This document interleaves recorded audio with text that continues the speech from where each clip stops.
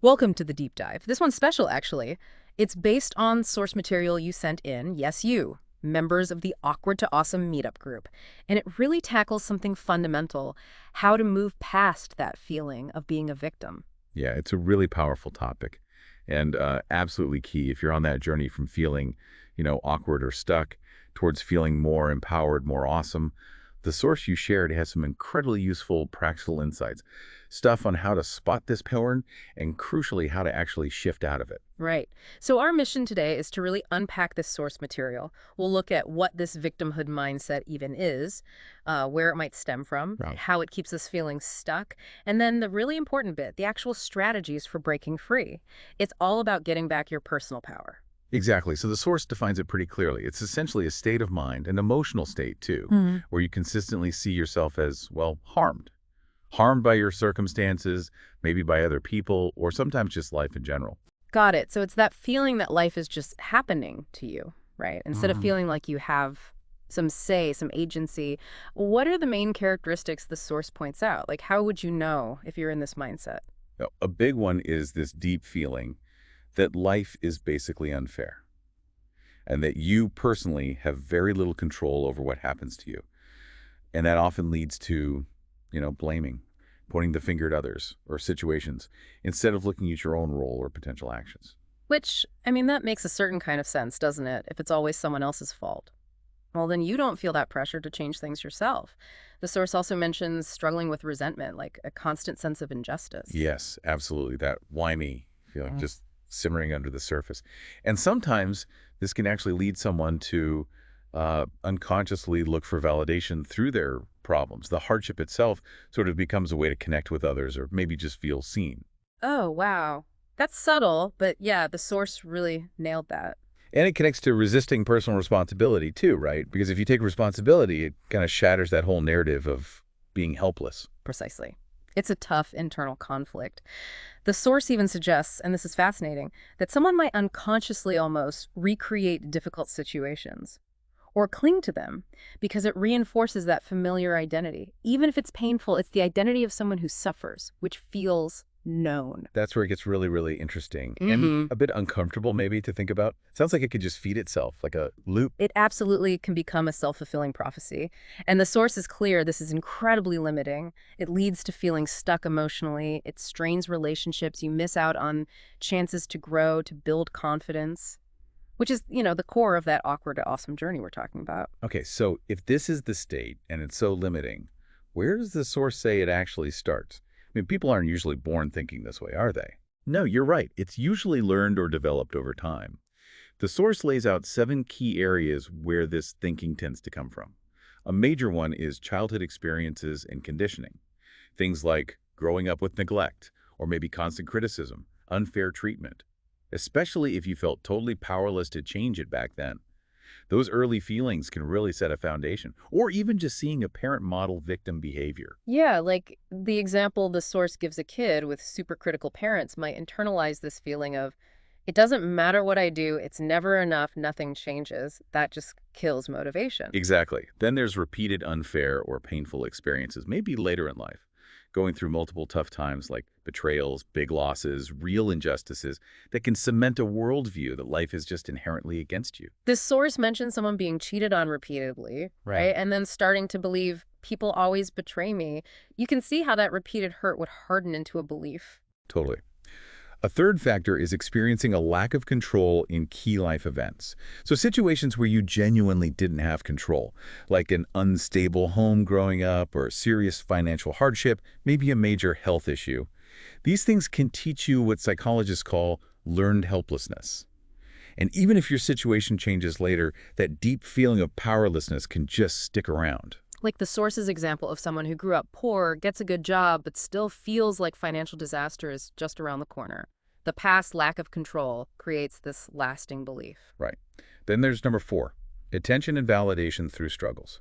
This is interesting. If you learned, maybe as a kid, maybe later, that the main way you got sympathy or care was when you were struggling, sick, or upset, well, you might unconsciously start gravitating towards hardship. It becomes your way to feel seen. Like that family dynamic the source mentioned, where support only showed up during distress. You basically learn inadvertently that suffering equals connection. Yeah. Fifth is fear of responsibility or change. Honestly, stepping up and taking responsibility, acknowledging you have agency, that can feel terrifying, Yeah. especially if you're afraid of failing. So in that context, kind of staying in that victim role can feel safer, less risky than taking action and maybe not succeeding. That totally connects with the source's example, being unhappy at work but just blaming the boss or the economy instead of actually looking for a new job. Because applying means risking rejection, right? So blaming feels less threatening. Exactly. Number 6 is cultural or social influence. The source notes that some environments, maybe communities or even family cultures, can inadvertently reinforce a victim mentality, maybe by focusing so much on external barriers or oppression that it downplays personal empowerment. Now, acknowledging real societal issues is vital, of course, but the mindset itself can stop you from looking for solutions that are within your control. Like growing up in a really negative community where the message is people like us never get ahead. You internalize that and it limits what you even try to do. Precisely. And the final cause, number 7, is the heavy impact of trauma and emotional wounds. Past trauma, abuse, significant betrayal, deep loss, it leaves scars. It can foster this core belief that the world just isn't safe and that you're basically doomed to suffer more. It makes it incredibly hard to trust or feel safe taking any kind of risk. Yeah, the source's example of someone abused in past relationships just assuming future partners will be the same. It shows how that past win dictates everything going forward. And often these origins aren't isolated. They can be complex, interwoven, creating this fertile ground for the victim mindset to really take hold. And that leads right into how it becomes this self-perpetuating thing, right? The cycle. The source explains this well. Like, you believe people are against you, maybe because of those past hurts, so you act defensively, or you withdraw. And then that behavior, Yeah. it pushes people away, Or causes conflict. which then makes you feel lonely or confirms your belief. Yeah. See, people are against me. It just feeds itself. Exactly. Or maybe you believe you're just fundamentally unlucky. Yeah. So you don't take risks. You don't put yourself out there. And because you don't act, you stay stuck in the same situation you don't like, which makes you feel trapped, helpless. Confirming the I'm unlucky, I have no control belief. Wow. That cycle is so important to grasp if you want to break free. And the source details some common challenges people face when they're in this mindset. These are really relevant for the awkward to awesome journey because they hit confidence, relationships, progress, like emotional withdrawal when misunderstood. Instead of talking it through, you just pull away, Yeah. sulk. Yeah, that's a common one. Or the opposite sometimes. Heightened emotional responses. Small things can trigger really big dramatic reactions because underneath there's this constant feeling of being invalidated or overwhelmed. And a really big one, struggle with resilience. When a challenge comes up, instead of seeing it as, okay, how do I deal with this? It feels like more proof that life's unfair. Right, leading to just crumbling, feeling totally powerless. Then there's repressed anger, leading to emotional exhaustion. All that resentment and frustration held inside. It takes a massive toll. It can show up as depression, apathy, just chronic fatigue. It literally drains the energy you need to make changes. And the source mentions this subtle thing, an unconscious attachment to struggle. Like difficulty feels normal, familiar, which can even lead to self-sabotage, like unconsciously messing things up just to stay in that known, even if uncomfortable, space. It's a tricky one. And finally, seeking connection through emotional distress. If you learned early on that being vulnerable or complaining or being in crisis was the main way to get care, Yeah. you might keep doing that, even if it doesn't build truly healthy reciprocal connections. So as the source really emphasizes, this isn't just about how you feel inside. It has huge impacts on you, yes, but also on everyone around you. And for anyone trying to move forward, build that confidence, improve relationships, understanding these impacts is crucial. Absolutely. The source does a good job summing up the consequences. For the person themselves, it's a major loss of personal power, feeling like a leaf in the wind, not the driver of your own life. It leads to that deep emotional exhaustion we talked about, and it really tanks your self-esteem and self-doubt. And, naturally, a huge lack of growth and stagnation. Why bother trying if you feel doomed anyway? You miss out on opportunities either because you're scared or you're waiting for rescue.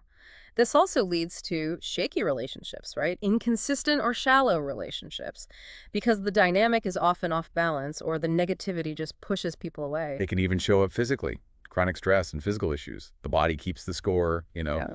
Constant emotional turmoil takes its toll, and just so many missed opportunities. And what about the impact on others? The source talks about that too. It's significant. Oh, definitely.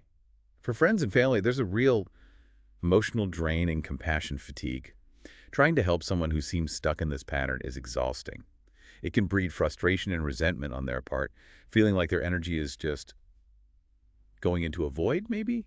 Not reciprocated. Which, understandably, can lead to avoidance and relationship breakdown. People eventually pull back to protect their own energy. Yeah, and it can create toxic or codependent dynamics, where maybe someone feels obligated to constantly rescue or enable the victim behavior. That's not healthy for anyone involved. And even in wider circles, like at work or socially. Sure, there can be workplace and social consequences. If you're consistently seen as negative or someone who doesn't pull their weight or take responsibility, it definitely impacts interactions and opportunities. And ultimately, it undermines mutual support. Healthy relationships are about give and take. If the focus is always on one person's victimhood, that reciprocity breaks down. It really paints a clear picture of how isolating this mindset can be and how much it hinders actually moving forward, which is why tackling it is so central to that awkward to awesome shift. Okay, so we've really dug into the problem, where it comes from, the cycles. Now let's get to the empowering part. How does the source say we actually break free? And it sounds like this isn't passive work, right? It takes real conscious effort. Oh, absolutely. It takes deliberate effort day in, day out. But the good news is the source gives us a really clear roadmap. 10 powerful strategies to shift from feeling helpless to feeling empowered. Awesome. Let's get into these. Strategy number 1, the source highlights. Acknowledge that you have more power than you think. That victim voice whispers that everything is external, out of your hands. But just recognizing even small choices you do have, that starts shifting the power back. Exactly. And the source suggests a really practical first step. List areas where you feel powerless. Then, for each one, find just one tiny thing you can control. Maybe it's just your reaction, your perspective. The mantra helps. I have the power to change my life one choice at a time. And the reflection question is key. Where am I assuming I have no control when maybe I actually do? That question alone is huge. Okay, strategy 2. Stop blaming, start taking responsibility. Blame keeps you stuck looking backward, looking outward. Responsibility pulls the focus back inside to what you can do now. Right. So when you catch yourself blaming someone else, the circumstances, the source says, ask yourself, okay, what's my part in this? What action, even a tiny one, can I take right now? The mantra here, I take responsibility for my happiness and my results, and really reflect. Am I just waiting for someone else to fix this? And also, can I genuinely try to see this from their point of view? Oof, shifting perspective. Hard, but necessary. Which flows right into number 3. Reframe negative thoughts. The source is clear. Your thoughts create your reality. If your internal soundtrack is always, this always happens to me, well, you'll probably find ways to make it true. So you have to consciously challenge those thoughts. Yeah, the action is to catch those automatic negative thoughts. This is unfair, I can't cope, and deliberately rephrase them. Turn this is unfair into, okay, this is happening and I can choose my response. Turn I can't cope into I can take one small step to deal with this. The mantra, I choose thoughts that empower me, not limit me. And a great reflection. What's one negative thought I habitually have that I can start reframing today? Number 4, learn to regulate your emotions. Feeling like a victim can mean feeling really tossed around by emotions, right? Very reactive. So learning to feel them without being totally controlled by them builds huge internal strength. Definitely. The source suggests things like the 90-second rule. Just allowing an intense emotion to exist in your body for 90 seconds without reacting, just feeling it. The mantra is, I allow my emotions to pass through me without controlling me. And reflect. How can I respond differently when I feel triggered instead of just reacting on autopilot? Strategy 5, let go of the need for external validation. This ties back to seeking connection through struggle. If that's your pattern, you have to break that dependency. Learning to validate yourself reduces that unconscious need to create drama to get attention. Right. The source suggests asking yourself, what do I really need right now and how can I give that to myself? Instead of immediately looking outward for sympathy or a fix, the mantra is so powerful. I give myself the love, validation, and support I seek from others. And the reflection, am I relying on struggle to feel seen or valued? Number 6, take small, consistent action steps. Feeling overwhelmed leads to inaction, which reinforces helplessness. So breaking things down is key. Absolutely. Find something you're avoiding because it just feels too big. And the source says commit to one small step. Just one. Today. The mantra. Small steps lead to big transformations. And that simple reflection. What is one action, no matter how small, I can take today to move forward? Strategy 7. Stop internalizing other people's behavior. Victim thinking often assumes everything others do is about you, a personal attack, maybe. Realizing that most people's actions are driven by their stuff, not yours, that's incredibly freeing. It really is. The source offers a simple, practical action. When someone triggers you, consciously tell yourself, this is probably about them, not me. The mantra. I release the need to take things personally. And ask yourself, am I jumping to conclusions about their intentions, making assumptions that might be wrong? Number 8. Build a solution-oriented mindset. Victimhood gets stuck on the problem. Empowerment focuses on the solution. You have to train your brain to look for ways forward. Yep. Instead of just dwelling on what's wrong or whose fault it is, the source prompts you. Okay, what can I do to improve this? What are the possible solutions here? The mantra. I am a problem solver, not a complainer. And reflect. How can I shift my focus right now from the problem itself to finding a potential solution? Strategy 9. Cultivate a growth mindset. This reframes everything. Challenges aren't just unfair burdens anymore. They become opportunities to learn, adapt, get stronger. The source suggests looking back at a past hardship and deliberately list, say, 3 things you learned from it, skills you gained, ways it helped you grow. The mantra, every challenge is an opportunity to grow, and a great reflection. What's one tough experience from my past that, looking back, actually made me stronger or taught me something important? And the final one, number 10. Surround yourself with empowering people. Your environment matters hugely. If you hang around people who reinforce victim thinking, you'll likely stay stuck. Being around people who take responsibility, who aim for growth, that's contagious in a good way. Totally. The action is conscious. Identify someone you know who really models personal empowerment.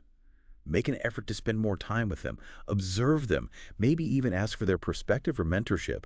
The mantra. I surround myself with people who lift me up and challenge me to grow. And reflect. Who in my life models this kind of empowerment, and how can I learn from their approach? Wow. Okay.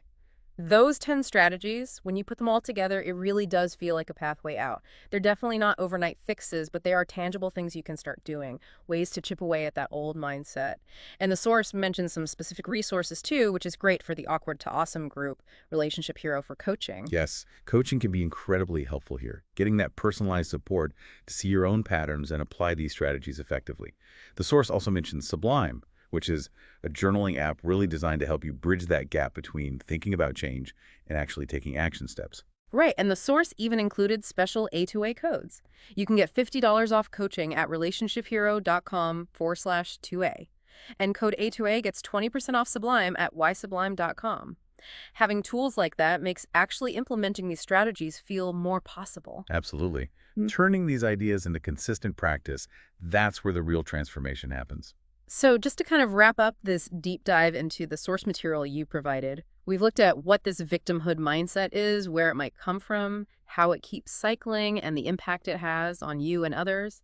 And most importantly, those 10 concrete strategies for taking back your power and moving towards empowerment. And the source really encourages reflection all along the way. Asking yourself those questions it poses, like where in my life do I tend to feel like a victim, or what patterns keep showing up for me? And the really challenging one, how might identifying as a victim actually be serving me right now?